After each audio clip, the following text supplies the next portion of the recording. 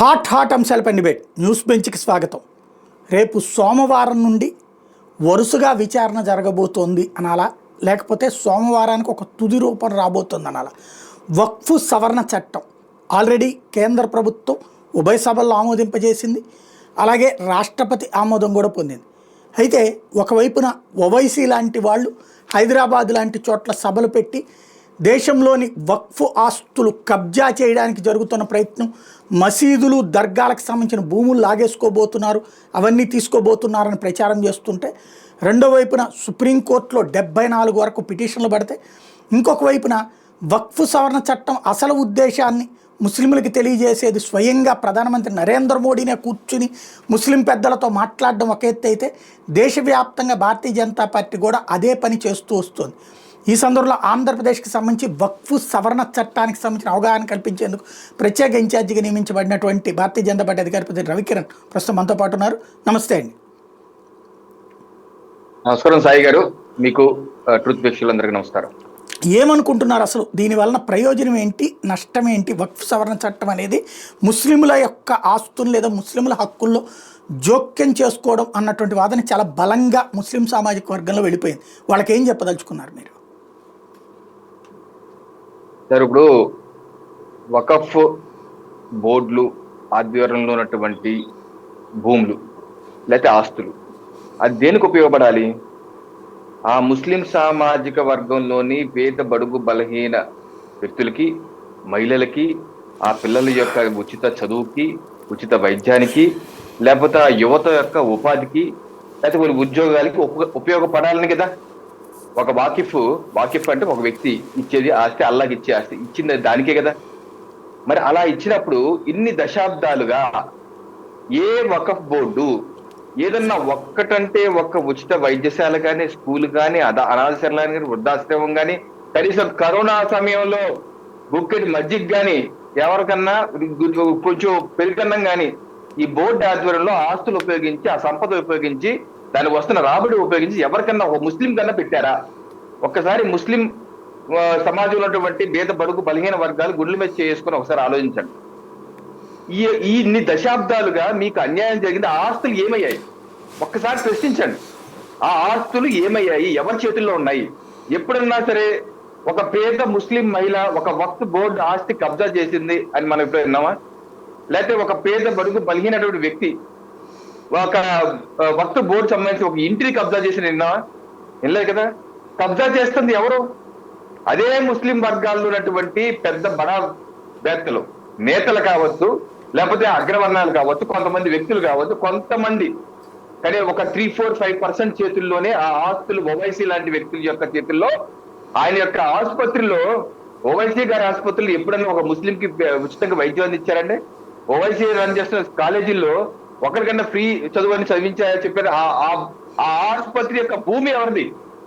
ఒక భూమి కాదా అది? దానికి అనేకమైన ఆధారాలు ఉన్నాయి.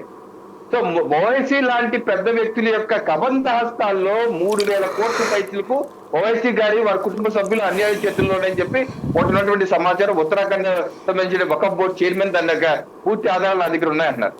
సో ఇలాగ దేశవ్యాప్తంగా వకఫ్ ఆస్తులని కబ్జా చేసింది కొంతమంది నేతలు కావచ్చు, నేతలతో కుమ్మక్కైన రాజకీయ నేతలు, లేకపోతే ఆ ముస్లిం వర్గాల్లో పెద్దలు, ఆ రాజకీయ పక్షాలతో కుమ్మక్కైన వాళ్ళకి ఇప్పుడు బాధ కలుగుతుంది. ఎందుకంటే ఇప్పుడు వరకు చేసినవన్నీ ఈ కొత్త చట్టం ద్వారా బయటకు వస్తాయి. ఈ కొత్త చట్టం ఏం చేస్తుంది? ఇంతకాలం జరుగుతున్నటువంటి దోపిడీకి అడ్డుకట్ట వేస్తుంది. ఇప్పటి వరకు అందరి మైనారిటీలుగా ఉండిపోయిన వ్యక్తులకి ఎవరికైతే ఆ యొక్క ఆదాయం ఇప్పుడు సచార్ కమిటీ నివేదిక 2006లో ఇచ్చినప్పుడు సాయి గారు అప్పటికే 6 లక్షల ఎకరాల భూమి ఉంది. దాని మీద రావాల్సిన ఆదాయం 12,000 కోట్లు అని చెప్పి సచార్ కమిటీ గత మన డిబేట్లు కూడా చూపించాను. సచార్ కమిటీ నివేదికలోని చాలా స్పష్టంగా రాసింది. అప్పుడు వస్తున్న ఆదాయం ఏంటి? 163 కోట్లు మాత్రమే. ఇదిగో ఇక్కడ సచార్ కమిటీ నివేదికలో ఇక్కడ రాశారు 163 కోట్లు. ఎంత రావాలి ఆదాయం? 12,000 కోట్లు రావాలి. ఇది 2006లో. ఇప్పుడు మొత్తం ఒక బోర్డులో ఎంతో తెలుసా సాయి గారు? 2006లో 6 లక్షల ఎకరాలు ఉంటే ఇప్పుడు 40 లక్షల ఎకరాలు ఉంది. ఎలా వచ్చేసింది ఆస్తి అసలు? అయినా సరే పోనీ ఆదాయం పెరిగిందా అంటే 163 కోట్ల నుంచి 166 కోట్లు, అంటే 3 కోట్లు మాత్రమే పెరిగింది. 20 ఏళ్ళలో 3 కోట్లు మాత్రమే పెరిగింది. ఆస్తి మాత్రం ఎంత పెరిగింది? 6 లక్షల నుంచి 40 లక్షల ఎకరాల వరకు పెరిగిపోయింది. మరి ఆ ఆస్తి అంతా ఏం చేస్తున్నారు? ఎవరు తినేస్తున్నారు? పైన వైట్ లో ఎంత తీసుకుంటున్నారు, కింద బ్లాక్ లో ఎంత తీసుకుంటున్నారు? ఇది మొత్తం అకౌంట్ కావట్లేదు కదా ఎక్కడ. సో అందుకని ఈ కొత్త సవరణ చట్టం ఏదైతే వకఫ్ సవరణ చట్టం 2025 ఉందో ఈ యొక్క దోపిడీని అడ్డుకట్ట వేస్తుంది. కాబట్టి ఈ గజ దొంగల బ్యాచ్, ఈ ముఠా బ్యాచ్ కంగారు పడిపోతున్నారు. కంగారు అయిపోయి రెచ్చగొట్టేసి తప్పుడు ప్రచారం చేస్తున్నారు. ఎక్కడ వాళ్ళ సంపద పోతున్నారు, ఎక్కడ వాళ్ళ గుట్టు రట్టు అయిపోతుంది. ఎందుకంటే డిజిటలీకరణ చేస్తారు. మొత్తం ఆన్లైన్ వెబ్సైట్ లో పెడతారు. ఎవరెవరు అండర్లో ఉన్నాయి, ఎవరు చేస్తున్నారు, ఎంతకి ఇచ్చారు రెంట్ అని. ఫర్ ఎగ్జాంపుల్ కర్ణాటకలో ఉన్నటువంటి ఒక హోటల్, 5 స్టార్ హోటల్లో 5 ఎకరాలు 10 ఎకరాలు ఇచ్చారు. దానికి రెంట్ తీసుకొని 10,000 రేపు వెబ్సైట్ లో వస్తుంది. ఓపెన్ గా అందరు చూస్తారు. అప్పుడు ఎవరు కొడతారు వాళ్ళని? ఆ బోర్డు సభ్యులు కొట్టేది ఎవరు? ఆ పేద బడుగు బలిగిన ముస్లిం వర్గాలు, మహిళలే కదా. ఏమయ్యా నువ్వు సంవత్సరానికి 10,000, 20,000, 30,000 ఇస్తావు 5 ఎకరాలకి స్టార్ హోటల్కి అంటే మిగతా వెనకాల డబ్బులు నువ్వు బ్లాక్ లో తీసుకోవట్లేదా? ఇది అన్యాయం కాదు, ప్రశ్నిస్తారు కదా. ఎన్ని బయటకు వస్తాయని చెప్పి వాళ్ళ భయం.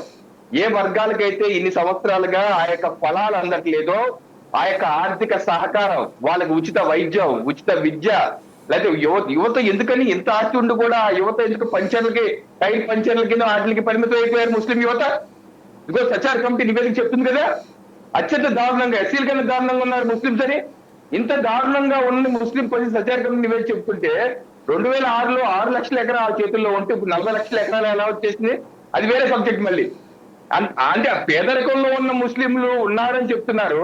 మళ్ళీ అంత దానం ఇచ్చేసిన వాళ్ళు ఎవరు? ఆ ముస్లింలు అంత దానం ఇచ్చి 6 రెట్ల పాటు దానం ఇచ్చి అంత ధనికులైన ముస్లిం ఎవరు? షారుఖ్ ఖాన్ ఇచ్చారా డబ్బులు ఏమన్నా? సల్మాన్ ఖాన్ ఏమన్నా దానం ఇచ్చారా? సైఫ్ అలీ ఖాన్ ఏమన్నా దానం ఇచ్చారా?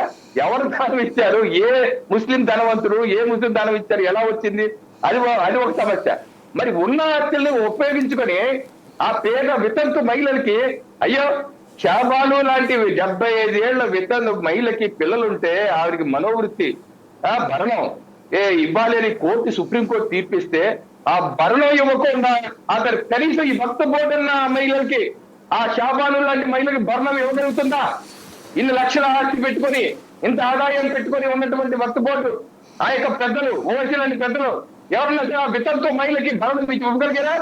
ఆ యొక్క చిన్న చిన్న పిల్లలకి చదువుకుంటే ఆసరాగా నిలబడిందే భక్త బోర్డు. అటువంటి నిలబడకుండా ఉన్నారు. మొత్తం వాళ్ళు తింటున్నారు. కాబట్టి వాళ్ళ చెర నుంచి కాపాడటానికి ఈ యొక్క వక్ఫ్ సవరణ చట్టం యొక్క ప్రధాన ఉద్దేశం ప్రధానమంత్రి నరేంద్ర మోడీ గారు స్పష్టంగా తీసుకొచ్చింది. ఆయన ఏ రకంగా ఎస్సీ ఉపవర్గీకరణకి భారతీయ జనతా పార్టీ కట్టుబడింది. ఈ రోజు ఉపవర్గీకరణ ఆల్రెడీ అమల్లో ఉంది.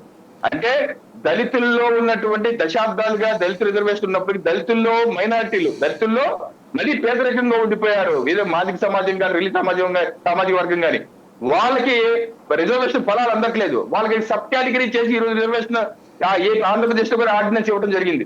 ఆ రకంగా ముస్లింల్లో ఉన్నటువంటి బీసీ ముస్లింలు ఉన్నారు ఆంధ్రప్రదేశ్ లో. ఉదాహరణకి ఖురేషి అని కావచ్చు, లేకపోతే షేక్ అని కావచ్చు, లేకపోతే నూర్ బాషా అని కావచ్చు, ఇలా ఉన్నారు బీసీ వర్గాలు. మరి ఆ బీసీ వర్గాలు మా మహిళలకి వక్ఫ్ బోర్డులో చోటు వద్దా సాయి గారు?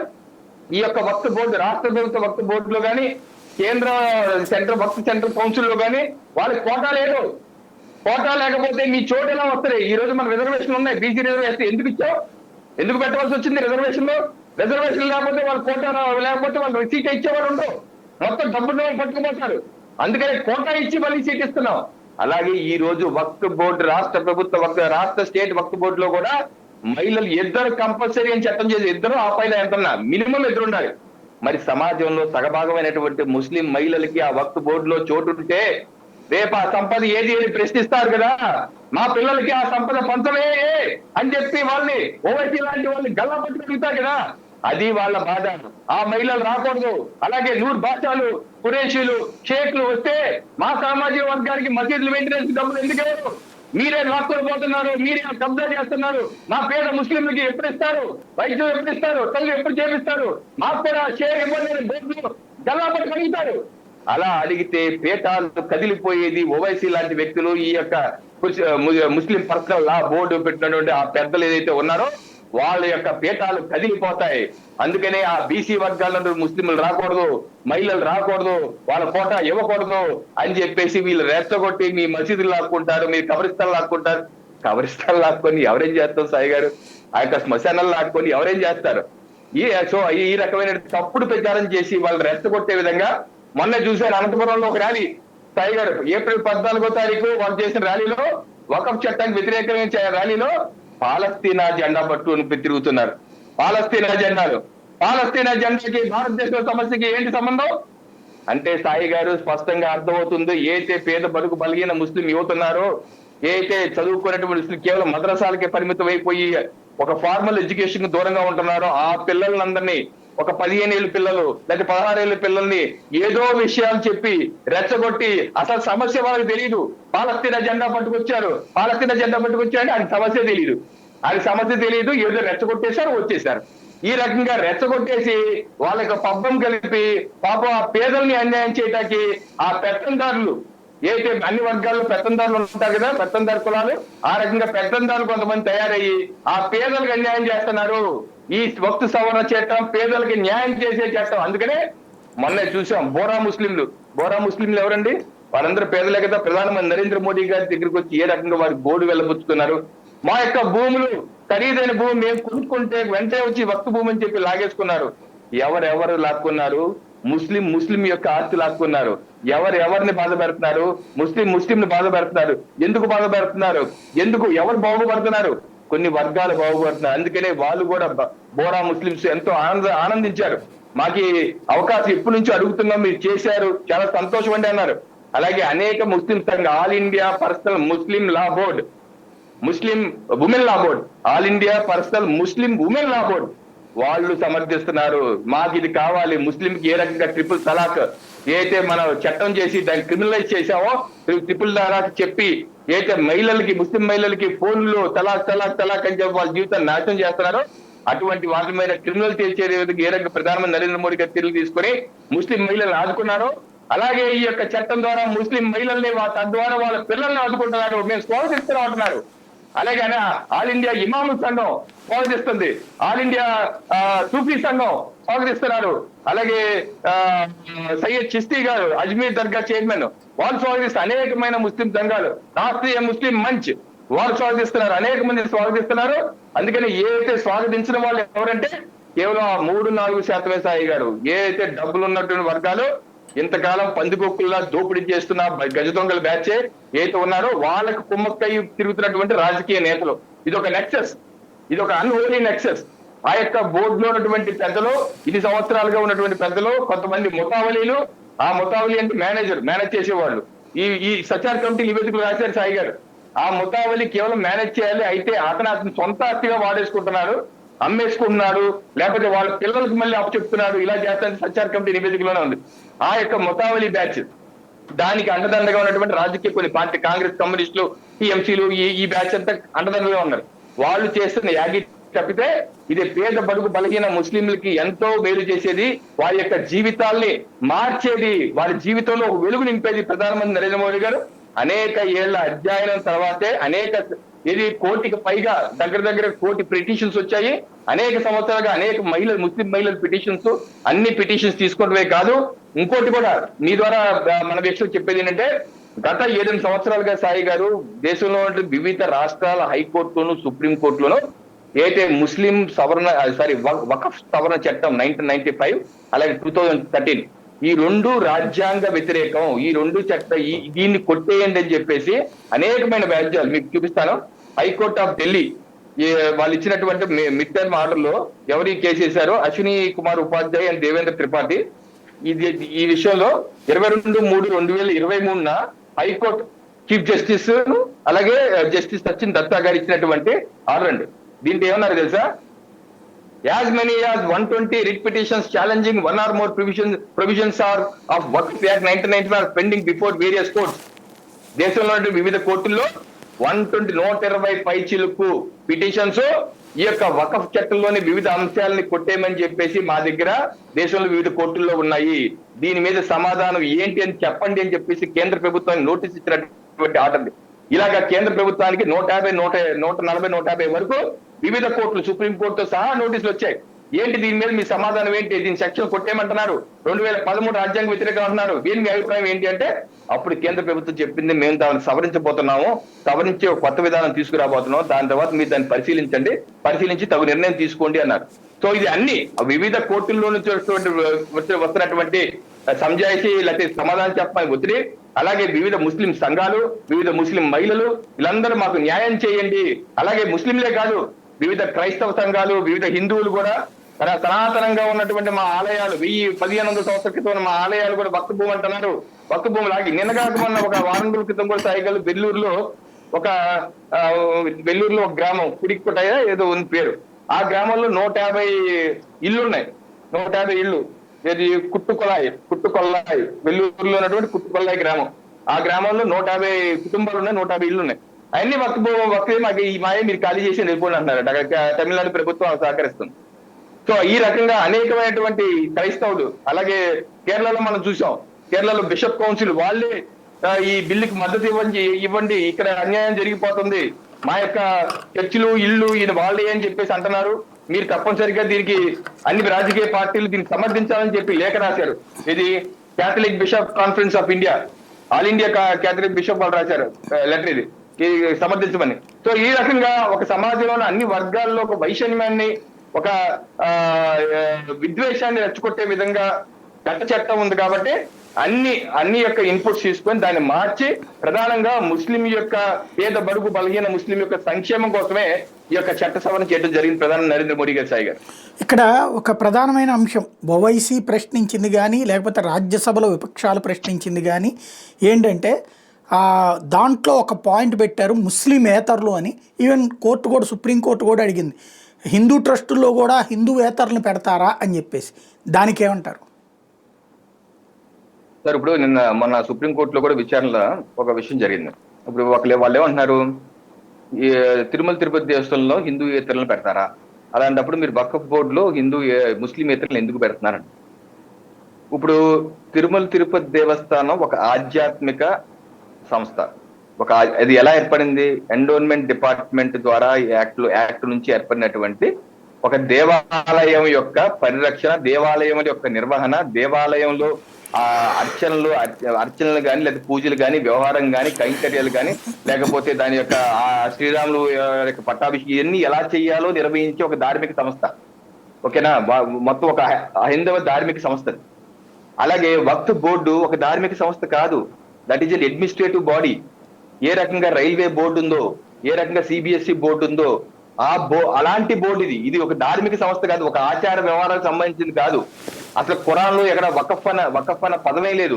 మీరు దేని కంపేర్ చేయాలంటే తిరుమల తిరుపతి దేవస్థానం ని ఒక దర్గా మెయింటెనెన్స్ కమిటీ, ఈ రెండు కంపేర్ చేయాలి. దర్గా మెయింటెనెన్స్ కమిటీలో ఏ రకంగా నాన్ ముస్లిం ఉండరో, అలాగే తిరుమల తిరుపతి దేవస్థానం కానీ, శ్రీరాములు మా కాకినాడలో వెంకటేశ్వర స్వామి ఆలయ కమిటీల్లో కానీ హిందూయేతరులు ఉండరు. దర్గా కమిటీ సభ్యులు ఏంటి, దర్గాలు ఎలా నిర్వహించాలి, పూజలు ఎలా నిర్వహించాలి, ఆచార్యాలు నిర్వహించాలి, దీని మీద దృష్టి చేసేది. సో దర్గా కమిటీను దీన్ని కంపేర్ చేయాలి అది. సో అలాంటప్పుడు దర్గా కమిటీలో హిందువులు ఎలా ఉండరో, దీనిలో కూడా హిందూయేతరులు ఉండరు. సో ఈ కంపారిజన్ తప్పు. రెండో విషయం, ఒక అడ్మినిస్ట్రేటివ్ బాడీలో మొన్న సుప్రీంకోర్టులో చర్చ జరుగుతున్నప్పుడు ఒక చర్చ ఏమన్నారంటే, ఎలా మీరు ఇందాక అన్నట్టు వకఫ్ బోర్డులో ఏ రకంగా మీరు ముస్లిమేతరుల్ని పెడతారు అంటే, అప్పుడు SG solicitor general Tushar Mehta గారు ఒక విషయం అన్నారు. ఏంటి, ఇప్పుడు ఒక కలెక్టర్ ఉంటాడు, ఒక కలెక్టర్ దగ్గరికి హిందువుల యొక్క ముస్లింల యొక్క సమస్యలు వస్తాయి. ఇప్పుడు మీరు చెప్తున్న విధానం బట్టి ముస్లిం సమస్యలు వినాలి అంటే ముస్లిమే అయి ఉండాలంటున్నారు కదా. అలాంటప్పుడు కలెక్టర్ మరి ముస్లిం కానప్పుడు ఆ ముస్లిం సమస్య కలెక్టర్ వింటాక అర్హుడా? అలాగే ఇప్పుడు ఫర్ ఎగ్జాంపుల్ ఈ కేసు ఏంటి, వకఫ్ సవరణ చట్టం 2025 మీద మాకు వద్దు, కొట్టేయని చెప్పి ముస్లిం సంఘాలు వచ్చాయి, కొట్టేమని సుప్రీంకోర్టుకు వచ్చాయి. ఇప్పుడు మీరు కూర్చున్న ముగ్గురు జడ్జిల్లో ముస్లిం ఎవరు లేరు. మీరు కూర్చున్న ముగ్గురు జడ్జి ముస్లిం ఎవరు లేరు. సో మీ వాదన ప్రకారం, సుప్రీంకోర్టు జడ్జి గారు చెప్తున్న దాని ప్రకారం ముస్లిం సమస్యల మీద ముస్లిమే వినాలి అంటే మరి మీరెలా కూర్చున్నారు, మీరెలా వింటున్నారు, మీరు మరి ఇక్కడ వినకూడదు కదా, మీరు కూడా ముస్లిం జడ్జిలే పెట్టాలి కదా అంటే అప్పుడు సిజేఐ గారు కంగుతున్నారు. అదే అంటే మేము సుప్రీంకోర్టు చీఫ్ జస్టిస్, మాకు పారదర్శక ఉంది, మేము మీ సీట్లో కూర్చున్నప్పుడు మేము అన్ని మర్చిపోతాం, మాకందరూ సమానమే, కులాల మతాలు మాకు లేవు అంటే అప్పుడు తుషార్ మెహతా గారు అడిగింది ఒకటే, అంటే విశ్వసనీయతను ఈ యొక్క శాంటిటీ కేవలం మీకొక్కరికే పరిమితమా? ప్రధానమంత్రికి ఉండదా? ముఖ్యమంత్రికి ఉండదా? కలెక్టర్కి ఉండదా? రైల్వే బోర్డుకు ఉండదా? ఆ సీట్లో కూర్చున్నటువంటి రాజ్యాంగపరమైన పోస్టుల్లో ఉన్న చీఫ్ ఎలక్షన్ కమిషన్ ఉండదా? ఎవరికి ఉండదో అందరికీ ఉండదు. అది మీకొక్కరికే పరిమితం కాదు కదా. ఇక్కడ చట్టం అమలవుతుందా లేదా అన్నది చూడాలి. అంతేగాని ఏ కులమోడు వచ్చాడు వింటాకి, ఏ మతమోడు సమస్య తీసుకొస్తే ఆ మతమోడే వినాలి, ఏ కులమోడు తీసుకొస్తే ఆ కులమోడే మన జడ్జిలో ఉండాలి, ఆ అధికారే ఉండాలి, ఆ ఆర్డీఓలు ఉండాలి, క్రైస్తవ సమస్య వస్తే క్రైస్తవ ఆర్డీఓలు ఉండాలి, సిక్కు సమస్య వస్తే సిక్కు ఎంఆర్ఓ ఉండాలి అనేది రాజ్యాంగం ఎక్కడా లేదు. అది కరెక్ట్ కాదు కదా అంటే అప్పుడు సిజేఐ గారు దాన్ని సవరించుకోవడం జరిగింది. ఇది వకఫ్ బోర్డు అన్నది it's a statutory administrative body. ఇది కేవలం ఆ యొక్క చట్టాలు ఎలా అమలవుతున్నాయో పర్యవేక్షించే సంస్థ మాత్రమే. ఇది ఆధ్యాత్మిక సంస్థ కాదు. ఇది దర్గాల్లో ఈ ప్రార్థనలు ఎప్పుడు నిర్వహించాలి, ఎలా నిర్వహించాలి, ఏ రకంగా నిర్వహించాలో కూడదా అని డిసైడ్ చేసే బోర్డు కాదు. ఇది కేవలం అడ్మినిస్ట్రేటివ్ స్టాట్యుటరీ బాడీ మాత్రమే. అందుకనే దీనిలో అనేకమైనటువంటి నిష్ణాతులు ఉండొచ్చు. ఫర్ ఎగ్జాంపుల్ ఉదాహరణ మీకు చెప్తాను. సెంట్రల్ వర్క్ కౌన్సిల్ 22 మంది ఉండొచ్చు అని చెప్పేసి ఆ యొక్క చట్టంలో ఉందండి. దానిలో ఎంపీ ఉండొచ్చు, ప్రజాప్రతినిధి ఉండొచ్చు, అలాగే రిటైర్డ్ చీఫ్ జస్టిస్ ఉండొచ్చు, లేదా రిటైర్డ్ జస్టిస్ ఉండొచ్చు, లేకపోతే మీలాగా ఒక సామాజిక కార్యకర్త నిష్ణాతులైన మీడియా పర్సన్ ఉండొచ్చు, లేకపోతే సచిన్ టెండూల్కర్ లాంటి ఒక మంచి క్రికెటర్ ఉండొచ్చు. ఇటువంటి వ్యక్తులు నాన్ ముస్లిం అయినా పర్లేదు అని చెప్పి పెట్టారు. అది కూడా ఇద్దరు. దానిలో తప్పే ఉంది. ప్రజాప్రతినిధిలో ఇప్పుడు కాకినాడ ఎమ్మెల్యే కేవలం హిందువుల మాట వినాలి, ముస్లిం ప్రతినిధి కాదా, క్రైస్తవ ప్రతినిధి కాదా? ఒక ప్రజాప్రతినిధి అనే వారికి మరి ఆ సిజేఐకి కులం మతం లేనప్పుడు మరి ఆ ప్రజాప్రతినిధి కులం మతం ఎలా ఉంటది? సో ఆ రకంగా ఒక ప్రజాప్రతినిధి ఉంటే, లేదా ఒక నిష్ణాతులు ఉంటే, లేకపోతే ఒక మంచి ఇంజనీరు, మంచి ఆర్కిటెక్ట్, లేకపోతే మన కన్నయ్య గారు ఇప్పుడు ఇవాళ నేను పేపర్లో చూసాం, గేట్లు, ఇరిగేషన్ గేట్లు మరమ్మతులు మంచి నిష్ణాతుడైన అటువంటి వ్యక్తిని వకఫ్ బోర్డు పెట్టారనుకోండి, ఆయన మంచి నిష్ణాతుడు, అలాంటి వ్యక్తి ఉంటే పారదర్శక పెడితే తప్పేంటి? అలాంటి వ్యక్తులు ఎవరిలో ఇద్దరు ఉంటే తప్పేంటి అన్నదే ఇది. అంతేగాని ఇక్కడ మెజారిటీ ముస్లింసే ఉంటారు దాంట్లో, అయితే మిగతా వాళ్ళు కూడా ఇద్దరు ఉండొచ్చు అనే నిబంధన మాత్రమే. కానీ ఇది మొత్తం ఓవర్ రైట్ చేయడం కాదు. దీన్ని తప్పుడు ప్రచారం ఓవైసీఎన్ బ్యాచ్ తప్పుడు ప్రచారం చేస్తారు సాయి గారు. రైట్. ఇప్పుడు సుప్రీంకోర్టులో అయితే విచారణ ఆరంభమైంది. ప్రభుత్వం ఆల్రెడీ స్టే అయిపోయింది. ప్రభుత్వం తీసుకొచ్చినటువంటి చట్టం మొన్న ఎట్లయితే రైతు చట్టాలు స్టే అయిపోయినాయో అట్లా ఆగిపోయినాయి అన్నటువంటిది ఒక వాదన వినబడుతుంది. అది ఎంతవరకు వాస్తవం? సార్ సాయి గారు, మొన్న 16వ తారీఖు సుప్రీంకోర్టుకు ముందు ఈ చట్టాన్ని రాజ్యాంగ విరుద్ధం, ఈ చట్టం ముస్లింల యొక్క ఆర్టికల్ 25, 26 యొక్క దానికి విరుద్ధం, మత స్వేచ్ఛకు విరుద్ధం, అందుకే ఈ చట్టాన్ని మొత్తం కొట్టేయాలని చెప్పేసి 75 పిటిషన్లు వేశారు. ఓవైసీ నుంచి ముస్లిం పర్సనల్ పిటిషన్లు వేశారు 16. అలాగే ఇటు పక్క అది సమంజసమైన ప్రభుత్వం తరఫున, అలాగే కొన్ని రాష్ట్ర ప్రభుత్వాలు, యూపీ కావచ్చు, మహారాష్ట్ర కొన్ని రాష్ట్ర ప్రభుత్వాలు, కొంతమంది వ్యక్తులు కూడా సమర్థంగా వేశారు. కేంద్ర ప్రభుత్వం కూడా ఒక కేవిట్ పిటిషన్ కూడా వేసింది. అది 16వ తారీఖు విచారణ అయిన తర్వాత ప్రభుత్వాన్ని కొన్ని ప్రశ్నలు సంధించి సమాధానం చెప్పమని చెప్పేసి ప్రభుత్వాన్ని సిజేఐ గారు ఆ యొక్క కమిటీ అడగటం జరిగింది. దానికి 17వ తారీఖు వచ్చినప్పుడు సుప్రీంకోర్టు ఇచ్చినటువంటి మధ్యంతర ఉత్తర్వులు అనేది, ఇది ఆన్లైన్ లో ఉంది, ఎవరన్నా చూడండి, 7 పేజీలటువంటి మధ్యంతరటువంటి ఉత్తర్వులు. దీనిలో ఏమన్నారంటే 17వ తారీఖు ఇచ్చిన దాంట్లో అసలు యాక్చువల్ గా మొత్తం రాజ్యాంగ విరుద్ధాలు కొట్టేమని కదా, సుప్రీంకోర్టు దాన్ని ఒప్పుకోలేదు. ఇది రాజ్యాంగ విరుద్ధం ఎలా అవుతుంది, ఆర్టికల్ 25, 26 విరుద్ధం ఎలా అవుతుంది, ఇది అసలు మొత్తం ఈ ఏదైతే మీరు మొత్తం ఈ చట్టం మీద స్టే ఇచ్చేయాలి, కొట్టేయాలని అన్నారో ఇది చెల్లదు, అలా కుదరదు, ఇది రాజ్యాంగబద్ధమే, ఆర్టికల్ 25, 26 లోబడే ఉంది అని కూడా చెప్పడం జరిగింది. ఒకటి. 2, దీనిలో ఈ యొక్క విచారణని మే 5వ తారీఖు పోస్ట్ చేస్తూ ఇంటర్మ్ గా ఏమన్నారంటే, దీనిలో during the course of the hearing mister Tushar Mehta assured this court. Tushar Mehta అంటే ప్రభుత్వం తరపునటువంటి సొలిసిటర్ జనరల్, ఎస్జీ అనమాట. ఆయన assured this court that till the next date of hearing, అంటే మే 5వ తారీఖు వరకు, no appointments will be made to the Central Waqf Council and Waqf Board in the states and the National Territory of Delhi. అయితే next hearing వచ్చేంత వరకు ప్రభుత్వమే చెప్పింది, మేము ఎటువంటి వక్ఫ్ సెంట్రల్ కౌన్సిల్లో కానీ, లేకపోతే స్టేట్ బోర్డులో కానీ, లేకపోతే యూనియన్ టెరిటరీలో కానీ ఎక్కడ ఏమీ మార్పులు చేయమని చెప్పారు. యాక్చువల్గా సాయి గారు, చట్టంలో కూడా ఫ్లోర్ ఆఫ్ ది హౌస్ లో అమిత్ షా గారు కూడా చెప్పింది ఏంటంటే, ఏదైతే కొన్ని మార్పులు చేర్పులు ఏదో వక్ఫ్ బోర్డులో మహిళలకు చోటు కల్పిస్తూ, లేకపోతే బీసీ ముస్లింలకు చోటు కల్పిస్తూ, లేదా బోరాలు కానీ పస్పందాలు కానీ, లేకపోతే మన రాష్ట్రంలో బీసీలుగా ఉన్నటువంటి కురేషీలు కానీ, లేకపోతే నూరు పాషాలు కానీ, షేక్లు కానీ, వీళ్ళందరికీ చోటు కల్పిస్తూ ఒక కోట ఇచ్చారు. దాన్ని అమలు చేయట ఎప్పుడు అమలు వస్తుందని చెప్పారంటే, ఎప్పుడైతే ఏదైతే కమిటీ ఇప్పుడు ఆల్రెడీ ఉందో వాళ్ళ టెన్యూర్ అయిపోయాక, అంతేకాని రద్దు చేయటం కాదు, రద్దు చేయరు, మేము దీన్ని రద్దు చేయం, చట్టంలో కూడా రాశారు రద్దు చేయడం కాదు. వాళ్ళ టెన్యూర్ ఒకవేళ ఒకరికి ఇద్దరే ఉండదు, 2 సంవత్సరాలు ఉండదు, సంవత్సరం ఉండదు. ఆ టెన్యూర్ అయిపోయాక మాత్రమే కొత్త బాడీ నియమించాలి, అది కూడా అప్పుడు ఈ యొక్క కొత్త నిబంధనల ప్రకారం అని చెప్పి అన్నారు, అంతేగాని ఇమీడియట్ గా కాదు. సో ప్రభుత్వం కూడా కోర్టుకి చెప్పింది ఏంటంటే, మేమైతే ఇమీడియట్ గా ఏమి నియమించాం అని చెప్పారు. ఒకటి. రెండు, he also stated that till the next date of hearing, next hearing వరకు no wakaf including a wakaf by user whether declared by way of notification or by way of registration shall be denotified, nor will their character be status quo be changed. We take these statements on record. అయితే రాష్ట్ర కేంద్ర ప్రభుత్వం తుషార్ మెహతా గారు చెప్పారు, ఏదైతే ఇప్పుడు వరకు వకఫ్ చేయబడి నోటిఫై అయిపోయి ఉన్నటువంటి వాటిని మేము నెక్స్ట్ హీరింగ్ వచ్చేంత వరకు డీనోటిఫై చేయము. ఏది నోటిఫై అయిపోయి పద్ధతిగా ఉన్న వాళ్ళని ఏ రకమైన డీనోటిఫై చేయటం ఉండదు, ఏ రకమైన దాని చర్య తీసుకోవడం జరగదు అని చెప్పి కేంద్ర ప్రభుత్వమే సుప్రీంకోర్టు చెప్పింది. అప్పుడు సుప్రీంకోర్టు ఏమంది, మీ చెప్పిన స్టేట్మెంట్లు మేము రికార్డ్ చేసుకుంటున్నాం అంటే ప్రభుత్వం చెప్పిన దానికి ఓకే అని తప్పితే ప్రభుత్వానికి ఏదో ఆదేశాలు చేయడం కాదు. ప్రభుత్వం కూడా ఏం చెప్పింది, ఆల్రెడీ చట్టంలో ఉన్న విషయాలు చెప్పారు. ఇప్పుడు ఇందాక భూములు లాగేసుకుంటారు, కబ్రిస్తాలు లాగేసుకుంటారు, దర్గాలు లాగేస్తారు అంటే అమిత్ షా గారు ఓపెన్ గా చెప్పారు కదా, టీవీ ఛానల్ చెప్పారు, చట్టంలో ఉంది, పార్లమెంట్ లో ఫ్లోర్ ఆఫ్ హౌస్ లో చెప్పారు. ఏ ఒక్కటే లాక్కోవడం కాదు, ఈ యొక్క చట్టం రిట్రాస్పెక్టివ్ కాదు, అంటే గతించిన కాలానికి కాదు, భవిష్యత్ కాలానికి మాత్రమే. మీ యొక్క భూములు లాక్కునేది ఏమి ఉండదు, డీనోటిఫై చేయడం ఉండదు. అయితే ఏ భూములు అయితే వివాదంలో ఉండి కోర్టులో ఉన్నాయో అది చట్టపరంగా వాళ్ళు చూసుకుంటారు, దాని మీద మా యొక్క ఇంటర్ఫీరెన్స్ ఉండదు. ఉదాహరణకి ఇప్పుడు ఆల్రెడీ ఫర్ ఎగ్జాంపుల్ తాజ్మహల్ ఉంది సార్, తాజ్మహల్ మాదని చెప్పి వాళ్ళు అంటారు వక్ఫ్ బోర్డు వాళ్ళు, అది కాదని చెప్పేసి కోర్టులో విచారణ జరుగుతుంది.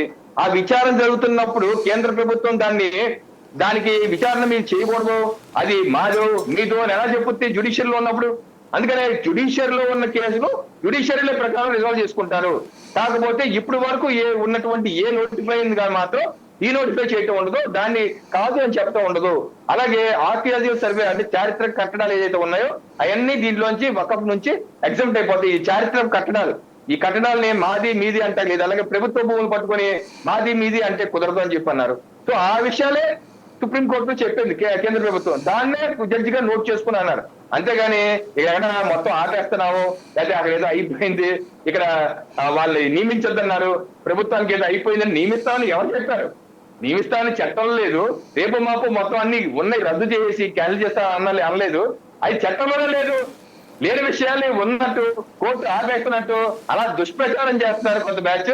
అలా ఏం కాదు, దీనిలో చాలా పారదర్శకంగా ఉంది సాయి గారు.